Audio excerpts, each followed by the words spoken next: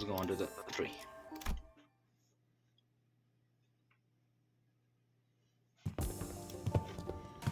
Walk past a few narrow buildings and remnants of narrow buildings before we came across a large hall enough to house all 15 or so of them.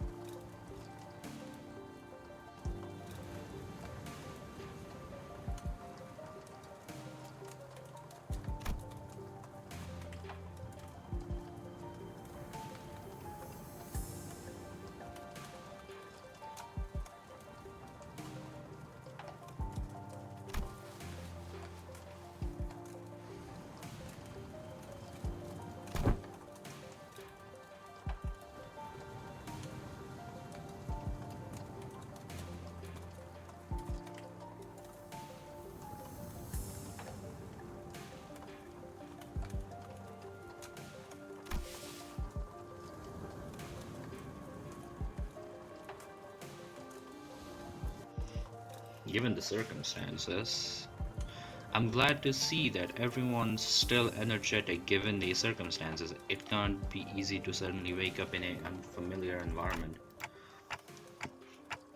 Well, we're all quite used to getting thrown into unfamiliar places. Speaking of which, did you manage to reach your colleagues, Amin? She shook her head, concerned. They might have lost their comms device, or maybe they ran into some other trouble. Could they be in danger? I don't know, but I'm sure they're okay. The doctor, Gal say, they're both more than capable enough to look after themselves. How long have this curiosity lingered within me, thus allowing me to inquire?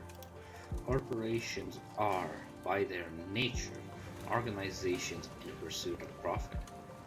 Oh yeah, that's true.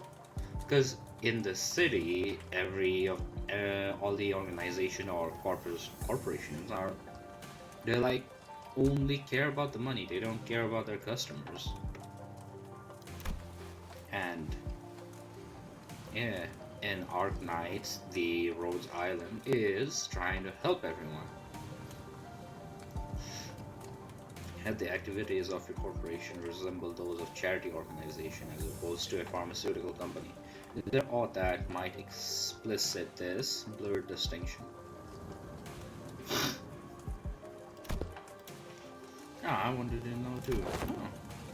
How come a pharmaceutical company like Rose Island helping people?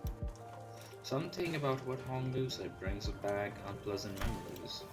The horrible experiments seen through the cascades of glowing tears in the face of suffering, the embodiment of greed that left a terrible wound in Honglu's fathoms. Oh yeah. Pharmaceutical companies I've seen in my journey were corporations that, despite possessing the capacity to heal, choose to obsess over the profit they can provide. There are many in Terra who are suffering from disease. The disease crystallizes here, spreads deeper and deeper into the infected's internal organs, eventually culminating in their death. It's called herpety. Yep. Mia showed me the back of her right hand, dotted by what appears to be obsidian crystallization. Its appearance reminded me of the bio-treatments from the back streets, but there was something more to it, something more restless, more sinister. It's a terrible, painful disease, but there haven't been any recorded cases of full recovery. But there's an even worse problem. Pray tell, what could this be worse than incurable disease?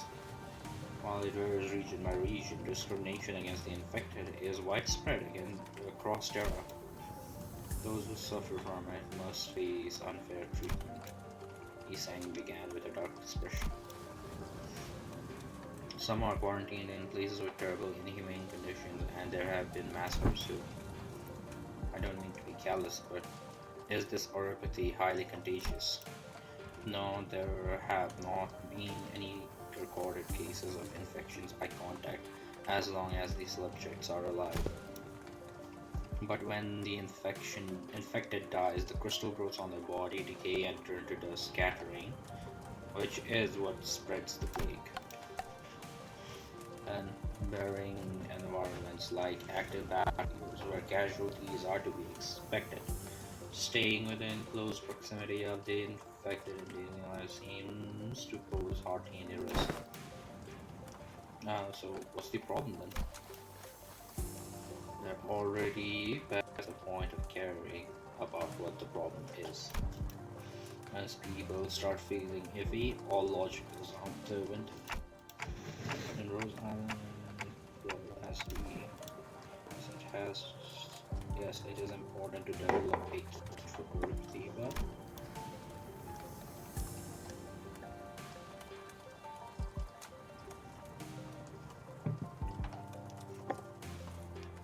I think what really matters is that we change the circumstances for the better for the infected.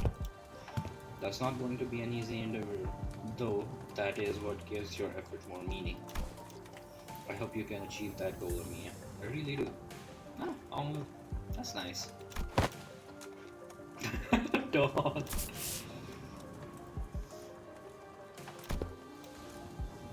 What kind of world did you come from? The city? What kind of place is the city anyway? The kind of place with too many pointless routes. The kind of place where the moment you think, isn't this too much, you see something even worse. Yeah. Try as I might, I couldn't think of a single positive thing about the city. The sinners seemed to be in agreement as most of what came after was quite scathing. The kind of place where good deeds rarely ever go unpunished, where sympathy is a good attitude to have if you like getting stabbed in the back. Nothing good ever works out there. It's a shithole. It's a shithole. Yeah. It's an irrational place full of absurdities. Absurdity is an omnipresence. Therefore, it is not a subject by which one should be aggrieved.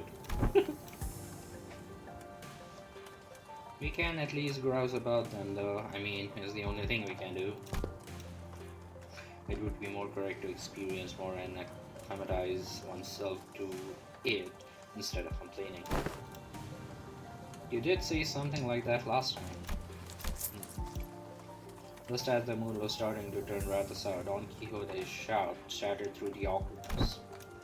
Verily, nary a day goes by untarnished by villains and their fell deeds.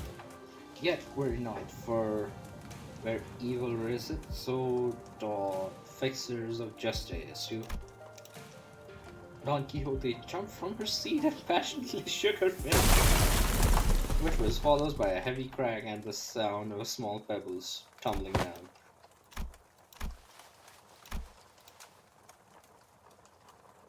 Wait, what?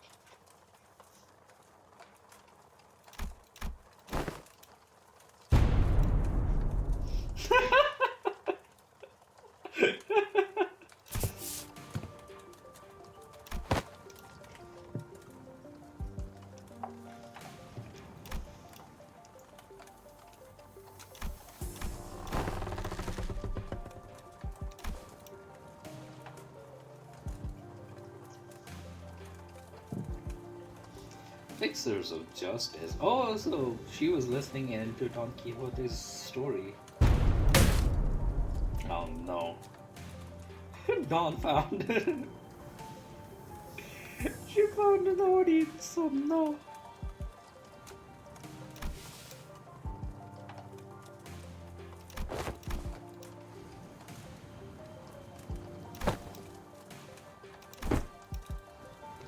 You ungovernable fool. Calm down.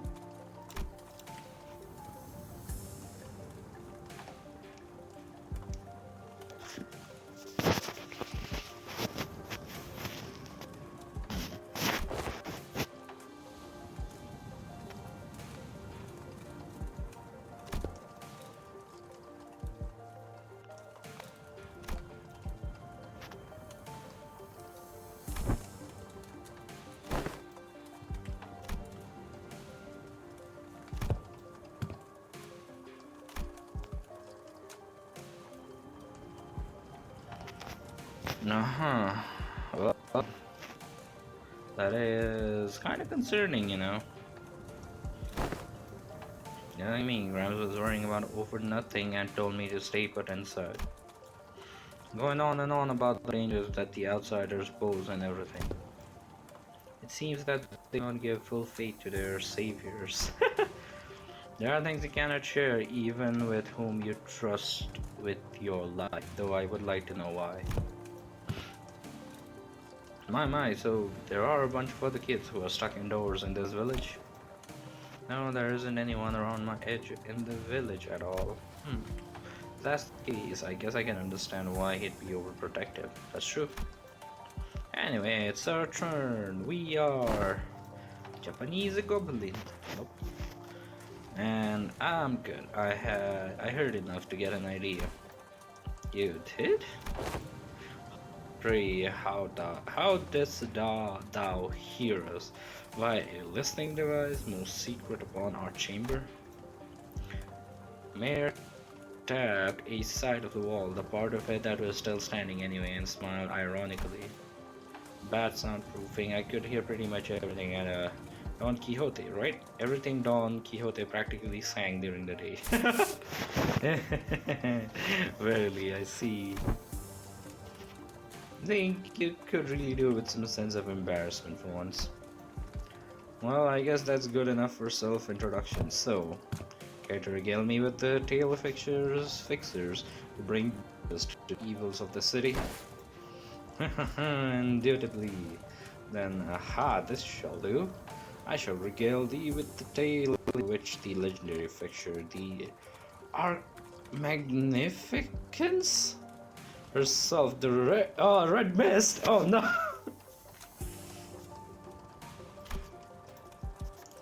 I suppose that I have any hope for a good night's skip. But don't you usually pass out within a minute of your back hitting the hay, no matter how noisy things are? What?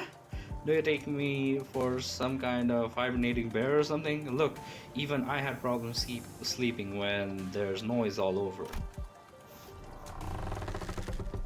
And I'd say bear in hibernation is a pretty apt descriptor. For all that grumbling and moaning, he dozed off pretty quick. He dozed off before any of us did, damn. Aside from Heathcliff, who began snoring the moment his head touched the ground, some other sinners were fast asleep as well. Marcelo had entered sleep in his usual steadfast adherence to the routine, while Faust laid claim to one of the few available cloth sheets as soon Zen was playing Warframe. As soon as the close of the business for the day was confirmed. The sinner who had spent the entire last night searching for me in this unfamiliar land slowly began to fall asleep as well. Meanwhile, the Fixers of Zwei Association, first section, oh god, Dawn's still going. Though the night was no longer young, Don Quixote was still vigorously sharing the tales of adventures without even a single sign of fatigue. She's not determined to do this until sunrise, is she? She might be. And Mayor seems to be having fun and she looks interested, so I guess that's fine. As I continue to watch the pair with some mild concern, Mia, not yet asleep, approached me. The city, Miss Don Quixote speaks of, seems to be teeming with fixers who just doesn't exhilarating tales of adventure. Did you actually experience all of them yourself? No, of course not. Don Quixote's stories are usually those of other famous people, but she is telling it with such vigor that it almost seems like she was there herself. Well, I guess if you really want to into it, some of them might be retelling of Don Quixote's personal experiences. That is true, because, well, she is really old.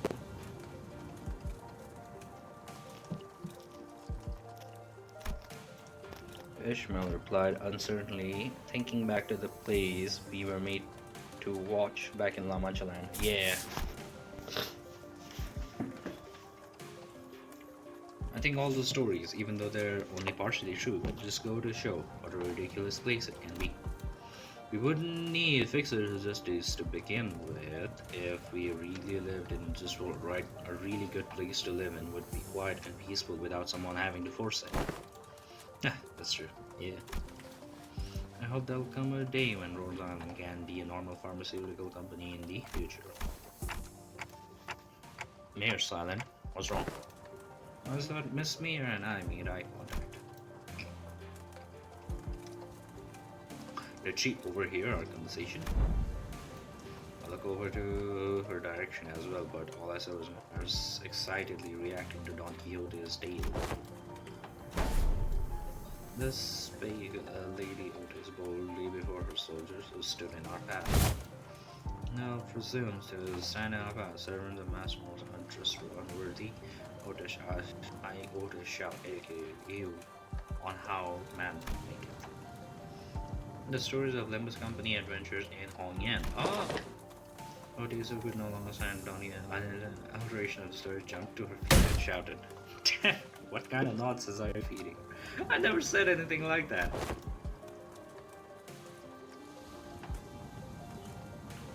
Yeah. As tales of adventure where things are bound to get a bit dry when the story is told realistic as it is, right? No, nothing, not even anything resembling a proper record book remained once the profound silence swept through this village. I've always had a craving for these kinds of stories. But Iberia doesn't stop Iberians from emigrating, contrary to their tight immigration control. Have you ever thought about leaving this place? It's still a challenge to cross the border, especially since we're going to have to go to larger cities that are managed by the Inquisition. You don't seem particularly fond of this Inquisition. Why is that? That's because the village was formed by people who grew tired of living under the Inquisition's rule and fled. Sorry, but what kind of organization is the Inquisition? Sinclair, yeah, I thought so, because, well, Anthorp. Sinclair asked, face turning cold upon hearing the word Inquisition and that people fled from it. Yeah, the nail and hammer we saw back at Claw aren't the kind of memories that are so easily forgotten. Yup. Pardon Dr. Calzoy. The Inquisition is what filled the power vacuum once Iberia fell into chaos. That its Inquisitors are the rapier and lamb-wielding protectors of Iberia's cities from lawlessness. Huh, that alone makes them sound like good people, though. Yeah, they are, but there's the Church of the Deep. Oh no, are there Deacons of the Deep as well? The Inquisition will go to whatever lengths to deal with incidents related to the church that worship Simons. Fae, an organization that worships those monsters. It seems that Gotish fanaticism is a plague wherever we go. I feel like people with all wrong kinds of faith and belief are so common. See, the Seahorns are the ones that messed Iberia up, so following their logic, apparently it's okay for them to arrest anyone who seems even remotely connected to them. Are you saying that Liberia is like this because of the sea powers? The things from earlier, I guess they were kind of troublesome to deal with, but they didn't seem that strong. Anyway, it's just what I heard from your aunts. The Inquisition executed many innocent people too in the crusade against the Church of the Deep. For those who proclaim to be on the side of justice, they seem quite fond of committing such villainy. Seems like a reasonable policy decision to me, but it must pose a clear danger to the daily lives of civilians. Yeah, I heard I was the only survivor. Everyone in my family died. You must have had to endure such a long period of pain to be able to say something like that with such composure. For Iberia, they are heroes who will bring back the land to its glory days, but to Grams, they were just oppressors making his life difficult. That's why we've all come here fleeing from the Inquisition's gaze. Yeah, wherefore has thou decided to settle a place that is so run down? Indeed. I know it's not so bad once you get used to it. Besides, we managed to find a new path thanks to you guys. A new path? Well, it's getting late. Will you be repairing the ship tomorrow too? This place really has no soundproofing at all, huh? Good talk, everyone. Hope we'll get another chance to do this tomorrow too. After seeing me to her room and the listeners who were still up anyway, and I laid ourselves on the hard stone floor with only a thin layer of cloth between it and our backs. Mysterious world that is neither the city nor the outskirts. But it seemed that the lives of people led were just as difficult as they were anywhere else. Damn. These are some long ass story notes.